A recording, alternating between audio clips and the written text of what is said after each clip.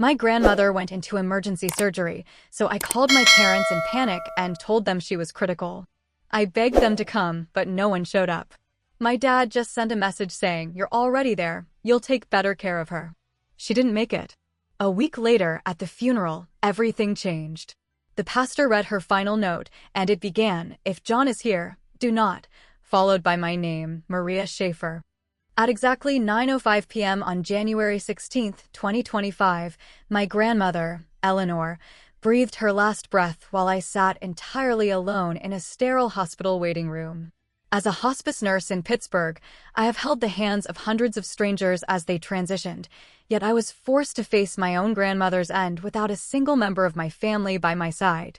I had called my parents 3 times during her emergency surgery, and neither of them came.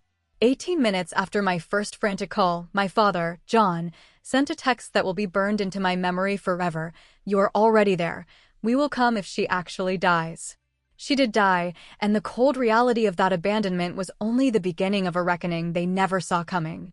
A week later, at her funeral, the atmosphere shifted when the pastor opened a sealed note my grandmother had left behind for this exact moment.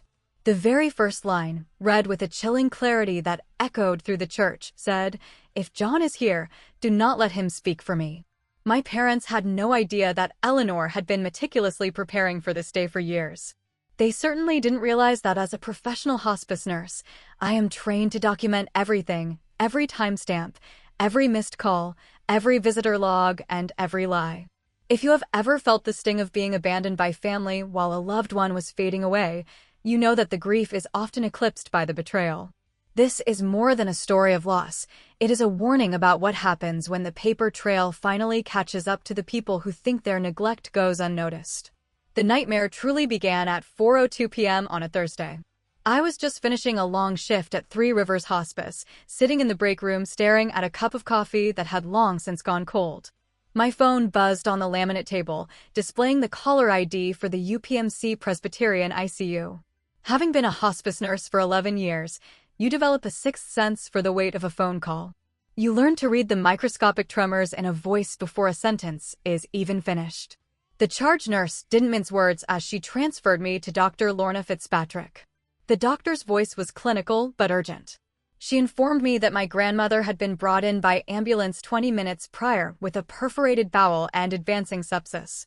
They needed to get her into the operating room within the hour, but the prognosis was grim. Given her age, the level of infection, and the immense stress on her heart, the doctor was honest. Eleanor might not survive the anesthesia, let alone the procedure. I grabbed a paper napkin and started scribbling. Perforated bowel, sepsis, high risk. I didn't need to write it down to understand the medical gravity, but the act of writing was the only thing keeping me from spiraling. I told the doctor I would be there in 15 minutes. When she asked if there was other family to contact, I felt a familiar pang of responsibility and told her I would handle it. I hung up and immediately dialed my father. 4 rings went to voicemail. I dialed my mother. 6 rings went to voicemail. I stared at the screen, a hollow feeling growing in my chest as I realized that in a life-or-death emergency, the 2 people who should have been most concerned were unreachable. I opened our family group chat, the one my mother had created under the guise of keeping the family connected, and typed out the news. Grandma in emergency surgery, UPMC Presbyterian. Critical. Need you here now. I sent it at 4:05 p.m. The app showed the message was delivered instantly. Seconds later, the status changed. Read by John. Read by Diane. I waited. I stood in that break room, coat in hand, bag over my shoulder, watching the 3 dots that signify someone is typing. They never appeared. I accidentally knocked over my untouched coffee, the brown liquid pooling on the floor, but I didn't care. I walked out, got into my car, and drove. UPMC Presbyterian is only 14 minutes away, and I spent every second of that drive glancing at my phone on the passenger seat, hoping the screen would light up with a call, an apology, or even a simple "we're on our way." Finally, at 5:02 p.m., the phone buzzed. It wasn't the call I was desperate for, it was the text from my father stating they would only show up if she actually died. I had to pull over for a second because my vision blurred. A car honked behind me, jolting me back to the reality of the green light. I kept driving. I parked in the garage, level 3, spot C29, and took a photo of the sign, a habit of mine to ensure I don't lose my way when my mind is preoccupied with trauma. Inside the hospital, I checked in at the ICU. The nurse, Bethany, handed me visitor badge number 1293. When she asked if other family members were coming, I lied. I told her they were on their way. I don't know why I did it, other than the fact that admitting my father's true words felt too humiliating to voice out loud. She led me to the family waiting room, a depressing space with pale blue walls, 8 plastic chairs, and a window overlooking the parking lot. There were others there, tucked into their own private silences. I chose chair D7, positioned so I could see the hallway leading to the operating rooms. At 6:01 p.m., they wheeled Eleanor into surgery. A nurse informed me it would be a 2 to 4 hour wait. I nodded, pulled out my phone, and sent another update to the group chat. She's in surgery. It was read at 6:04 p.m. No reply. For the next 4 hours, I functioned like an automated system, sending updates every 30 minutes. Still waiting. No news yet. Surgeon hasn't come out. Every single message was read within minutes of being sent, yet the silence from my parents was absolute. At 7:04 p.m., a different nurse asked again about my family. Again, I lied. By 8:15 p.m., I was vibrating with a mix of caffeine and anxiety. I bought a coffee from the vending machine for $2.50. It was scalding, burning my tongue on the first sip, but I kept holding the cup just to feel the heat against my palms. An older woman sitting nearby asked how long I'd been waiting. When I told her almost 2 hours, she asked if my family was with me. I wanted to scream the truth, but I just gave her a tight smile and said they were coming. She told me that was good, because no one should have to wait alone. I had to walk back to my chair before I broke down in front of her.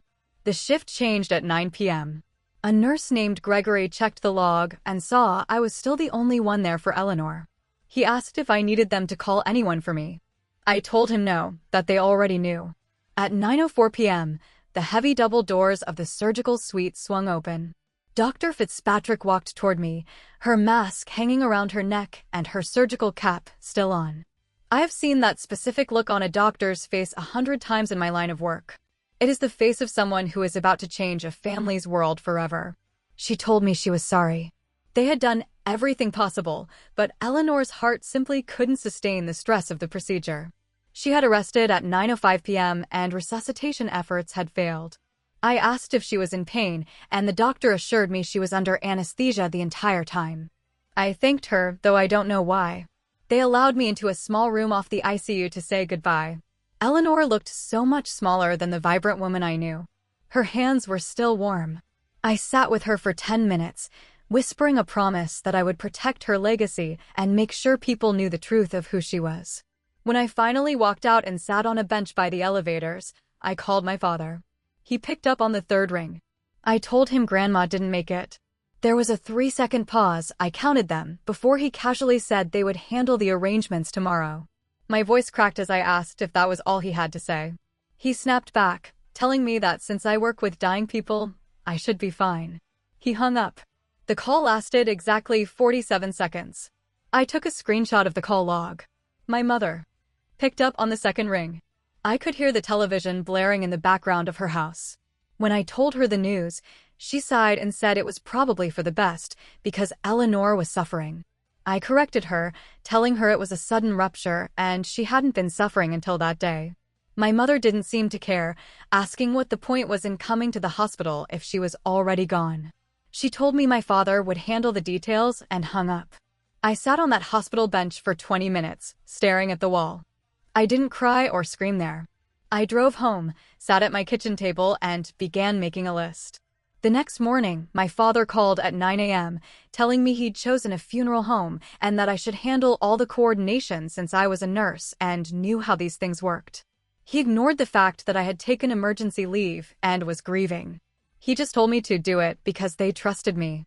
That afternoon, I met with Raymond Kowalski at the funeral home. He was a kind man who sensed the tension. When he asked if my parents would be involved, I told him my father thought I should do it because of my profession. Raymond noted that burying one's own is never the same as professional care. Then, he dropped a piece of information that changed everything. Eleanor had been there 2 weeks prior. She had prearranged her casket, her hymns, and her instructions. Most importantly, she had left 2 sealed envelopes, one with the pastor and one with her lawyer, to be opened only in the presence of certain people. I spent the next few days in a state of sleepless hypervigilance. I kept rereading my father's text, "Will come if she actually dies." I thought about the fact that they never once called the hospital. On January 18th, I stayed up until 2 a.m. documenting the digital trail, 11 unanswered calls, 8 ignored texts, and a single, heartless reply. I requested the official hospital visitor logs. The records confirmed what I already knew. Patient Eleanor Schaffer had only one visitor on January 16th, Maria Schaffer, from 4:45 p.m. to 10:22 p.m. No other names appeared on that list. On January 19th, I went to my grandmother's house to find her funeral clothes. On the kitchen table sat a manila envelope with my name on it. "Maria, open if I don't come home." It was dated January 10th, 6 days before her emergency. Inside was a handwritten letter, photocopied hospital documents from 2017, and a USB drive labeled voicemails. The letter began with Eleanor admitting she never expected my father to show up at the hospital. She had made her peace with his neglect and had even instructed the doctors to only call me unless things were critical. She wrote about how I was the only one who stayed. She remembered how I sat with her after her stroke while my father had visited exactly once in 6 weeks, a 15-minute visit where he spent 12 minutes asking if she was going to sell her house. She had kept the visitor logs from 2017 to prove it. I looked at the photocopies from Allegheny General Hospital. October 3rd, 2017, John Schaffer, 11:04 a.m. to 11:19 a.m. Diane Schaffer, 0 visits. I plugged in the USB drive and listened to 7 audio files. They were all my father, sounding casual and cold, asking about money and property. In 2017, he was asking about the house 2 days after her stroke. In 2019, he was asking for $3,000 for home repairs that she gave him and he never paid back. In 2022, it was another $1,800 for car repairs. I sat in her quiet kitchen and screamed. I slammed my fist on the table and raged that he had treated her like an ATM while she was relearning how to walk. I opened my laptop and started a spreadsheet I titled Evidence Log. I documented every voicemail, every unpaid loan, every ignored call during her final hours, and the visitor logs from both 2017 and 2025. I was going to use every clinical skill I possessed to ensure the truth was laid bare. The funeral was held on January 23rd. 64 people were in attendance. My parents arrived late, looking the part of the grieving son and daughter-in-law. They took the front pew while I sat 3 rows back, watching them. Pastor Callahan gave a standard eulogy, but then he paused. He pulled out the red wax-sealed envelope Eleanor had left him. He looked directly at my father and announced that Eleanor's instructions were explicit. If John was present, he was not to speak for her, and the note was to be given to me privately. The color drained from my father's face as the room fell into a suffocating silence. He tried to protest, claiming it was his right as her son, but the pastor remained firm. I took the envelope to the restroom and locked myself in a stall to read it. It was a 2-page letter on cream stationery.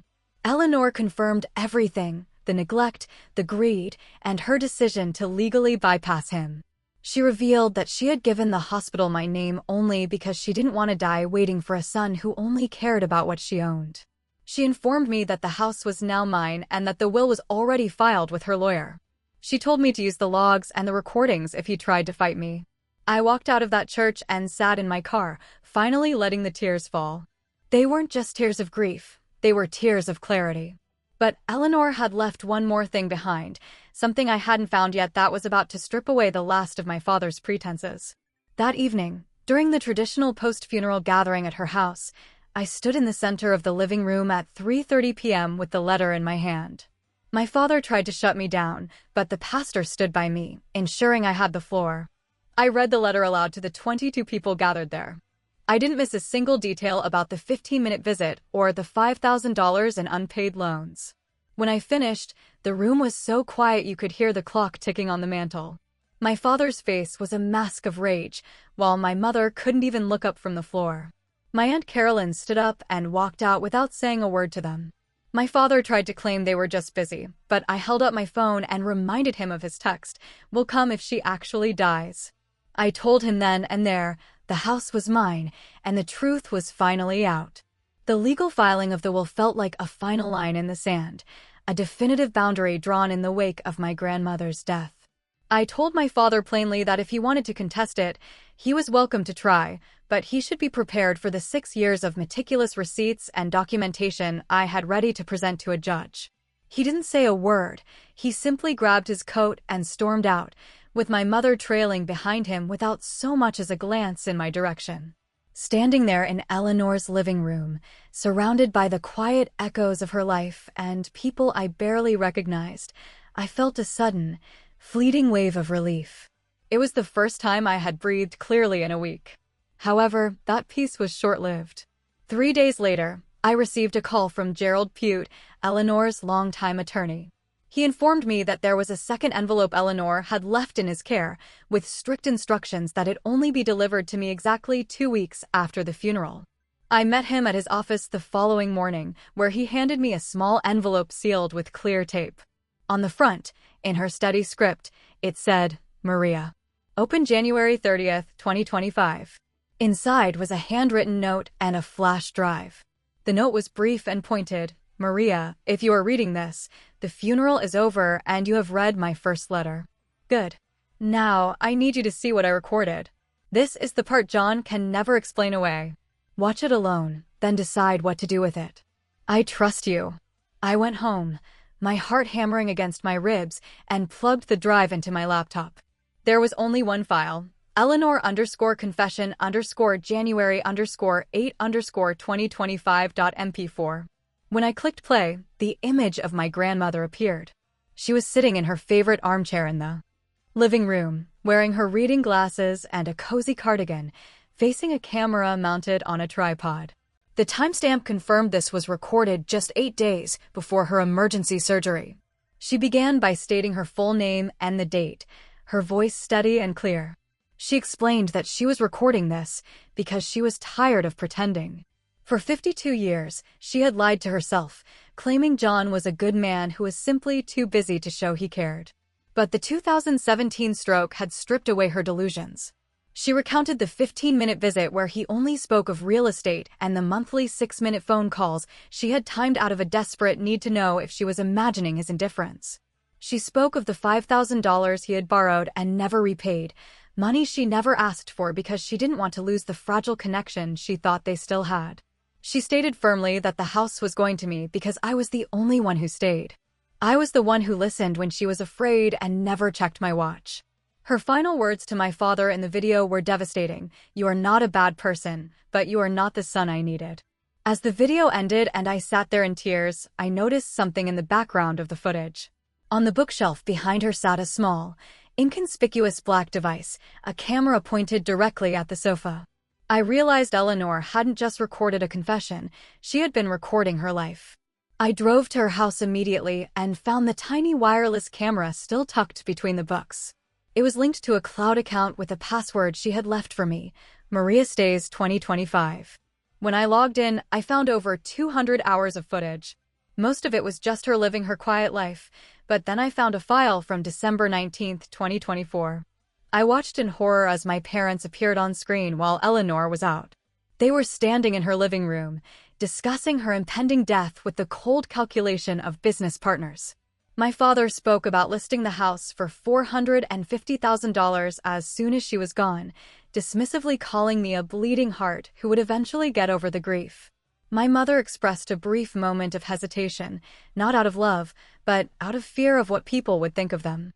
My father reassured her that as long as they showed up to the funeral and cried, no one would remember the truth. I felt sick to my stomach. My mother wasn't just a passive bystander. She was a co-conspirator in waiting for Eleanor to die so they could fund a trip to Europe. I immediately contacted Gerald Pute. If you are watching this and agree that showing up for the people you love is a moral obligation, not an option, comment the words "showing up" right now. Because Eleanor knew exactly who she was dealing with. At Gerald's office, he watched the footage with a grim expression. He told me Eleanor had been sharper than most lawyers he knew and that this evidence was airtight. She had updated her will on January 11th, specifically disinheriting John for abandonment and financial exploitation, witnessed by her pastor and her physician, Dr. Patel. True to form, my father filed a contest against the will on February 3rd, claiming Eleanor wasn't of sound mind and that I had manipulated her. But he didn't know about the notary, Kathleen Briggs.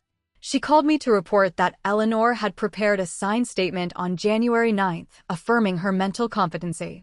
Even more shocking, Kathleen revealed that my father had come to her on January 28th with a forged will, dated 2023, attempting to get it notarized retroactively so he could claim half the house. The court date was set for April 3rd, 2025. I sat in that courtroom and watched as Gerald systematically dismantled my father's life. He presented the updated will, the competency statement, the visitor logs from 2017, the bank statements of the unpaid loans, and the video confession. Then came the final blows, the hidden camera footage of my parents' greed and the testimony of the notary. Regarding my father's attempted forgery, his lawyer had nothing to offer but weak excuses.